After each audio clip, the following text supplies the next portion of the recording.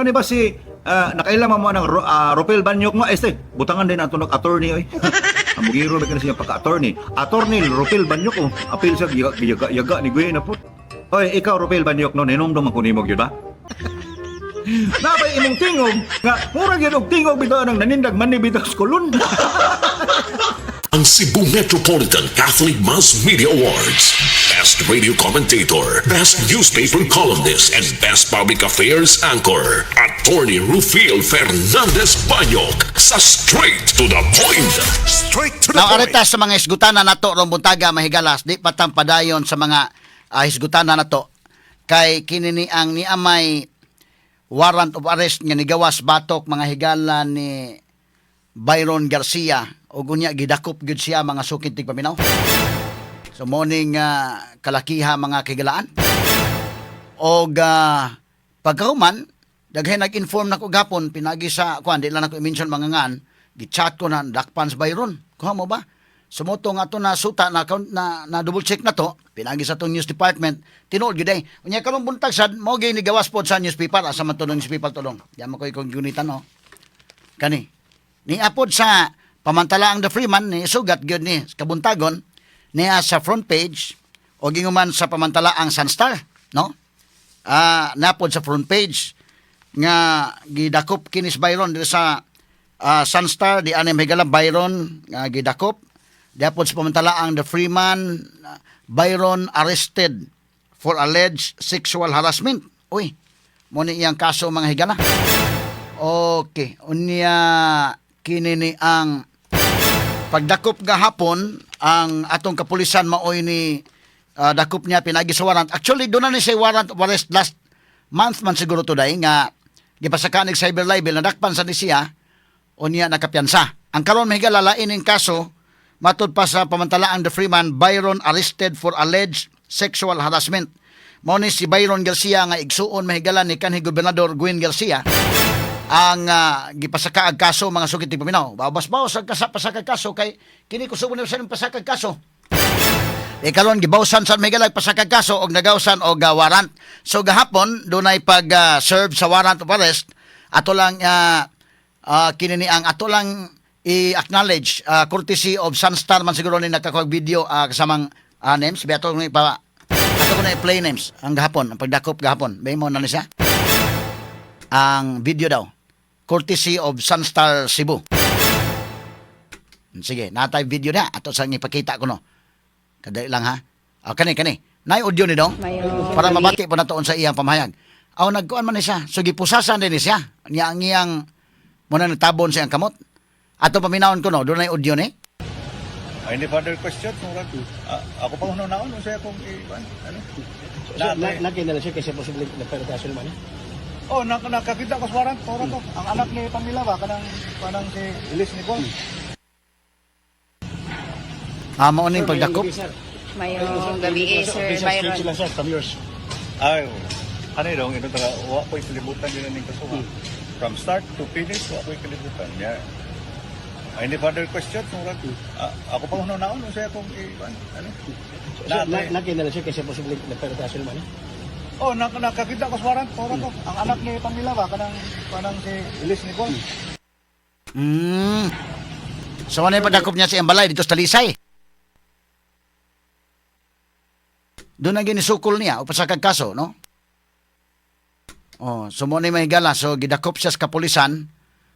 Doon ay kamanduan ang husgado. Ako lang basahon ng report mahigala sa pamantalaan The Freeman. Mo na ni Garcia Byron. Okay.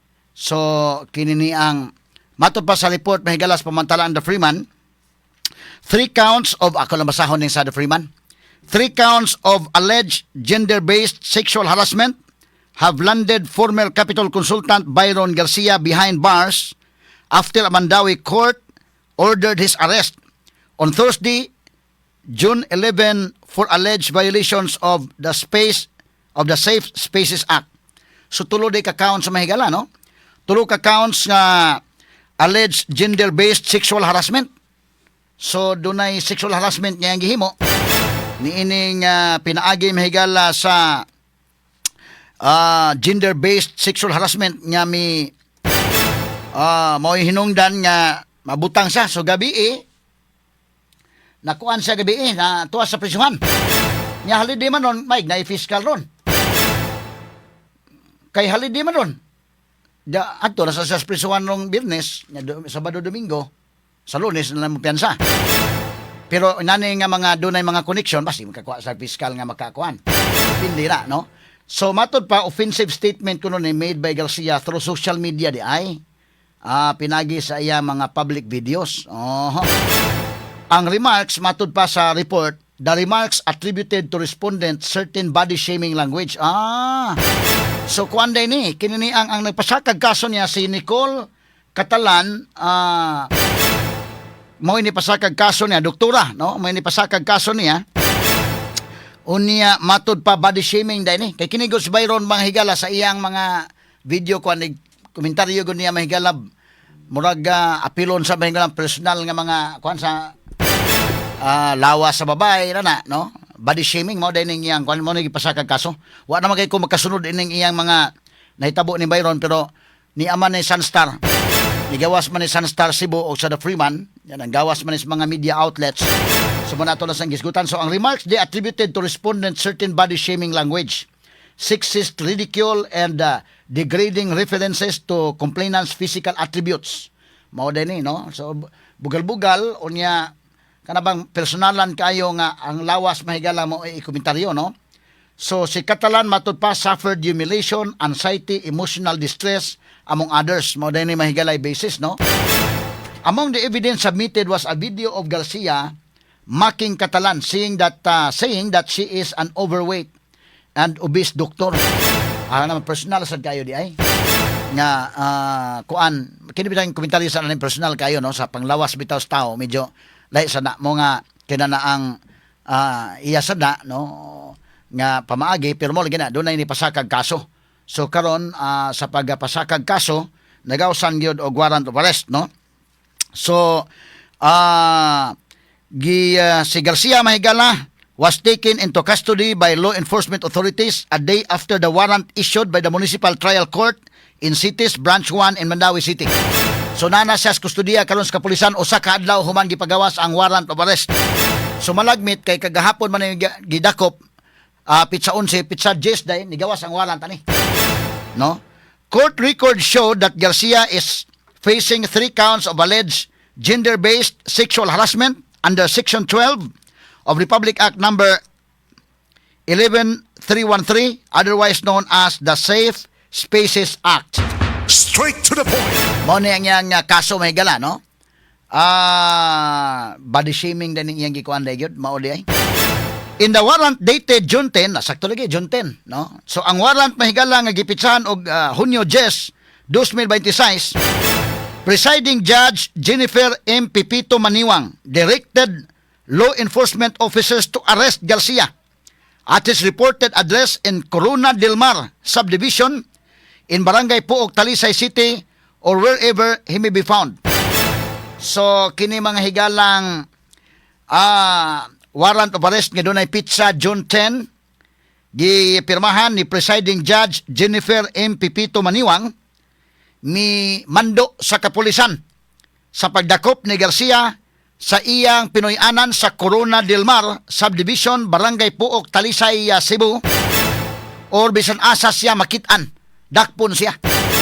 Matod pa sa warrant of arrest nga gipirmahan ni Judge Jennifer.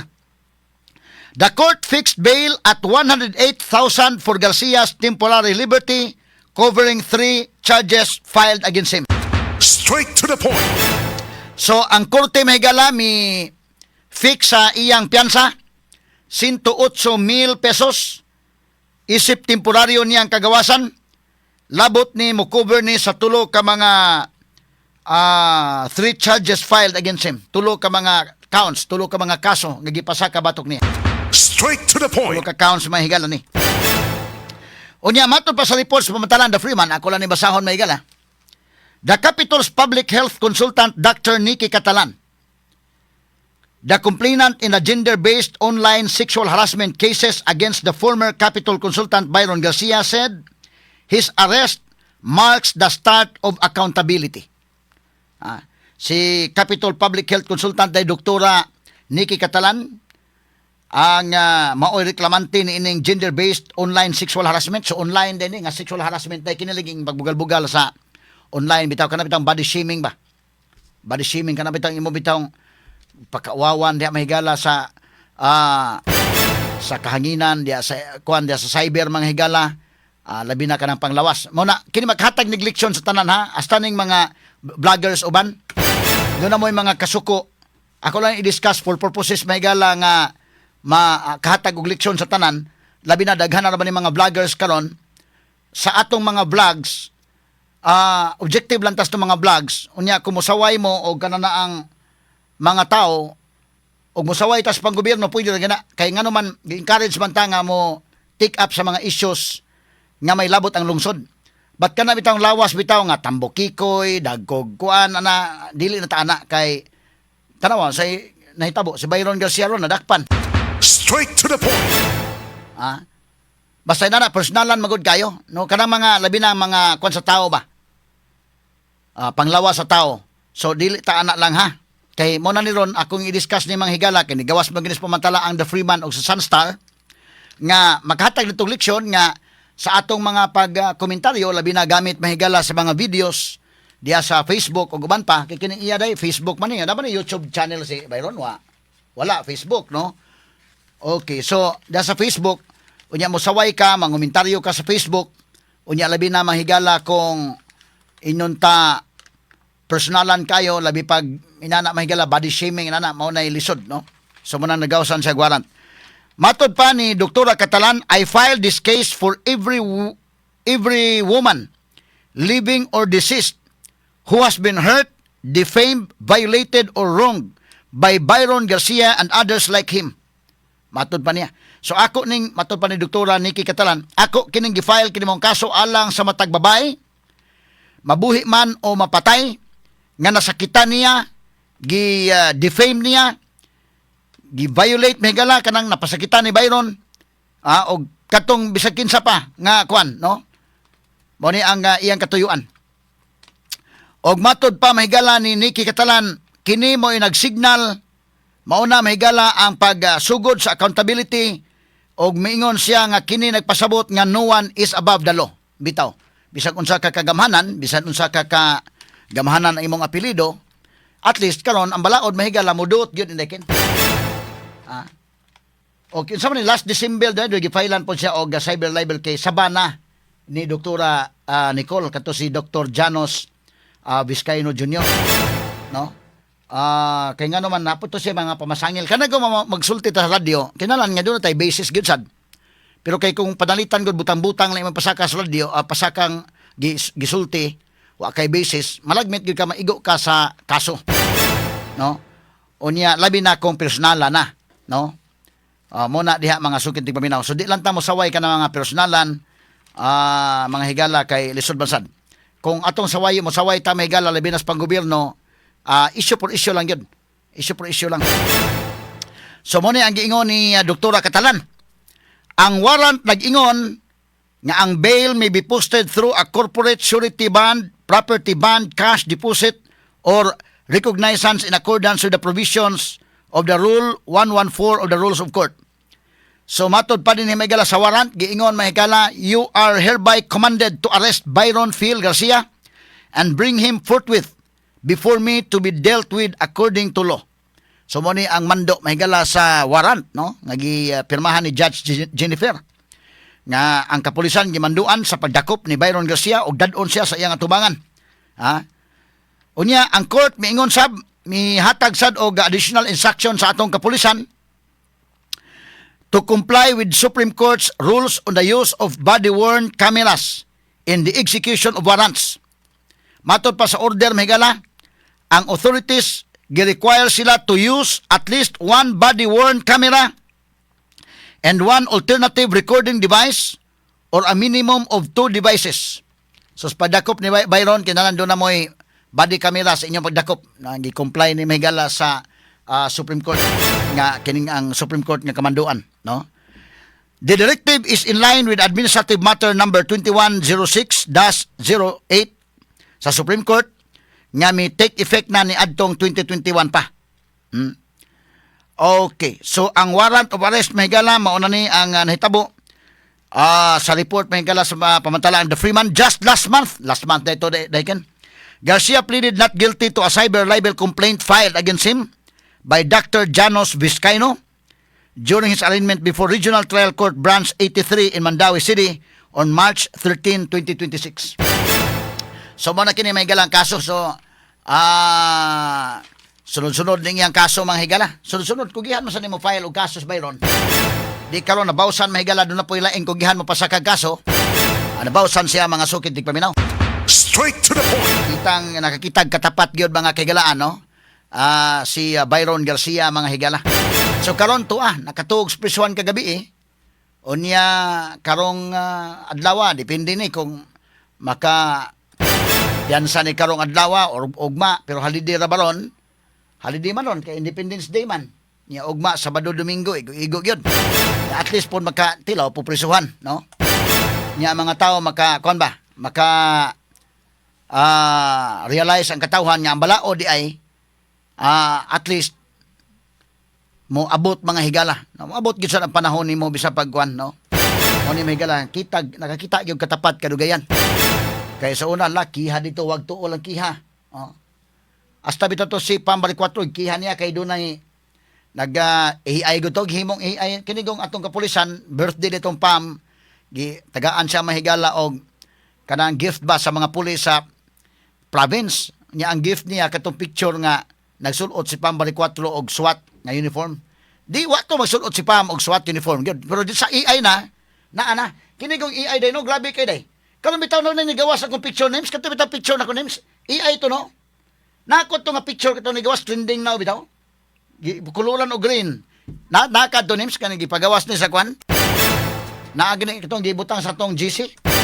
Ko na man din ko ana nya pero daghan nagpasa na ko ani nga picture kay ko man oy gi kuan day ko gi ang akong picture magigamit niya gi butang sa gi feature ko ning maong kuan ilang page pod o kani AI ni mo sa to katong kang Pambalik 4 gihimuan sa AI nga nay uniform sa SWAT sus gikiha siya oy o karon nabawsan mang higala og kaso mo nagiingon nga kada na ang nakakitag katapat kadugayan mga sugid di paminaw o karon to na priso mahigala si Byron Garcia to pa sa bilangguan sa pagkakaroon wa pa makapiyansa. Not just number one, simply dominant. Inyong napapakinggan ang best radio commentary program ng 20th Cebu Archdiocesan Mass Media Awards. Straight to the point ni Attorney Rufil Fernandez Banyo.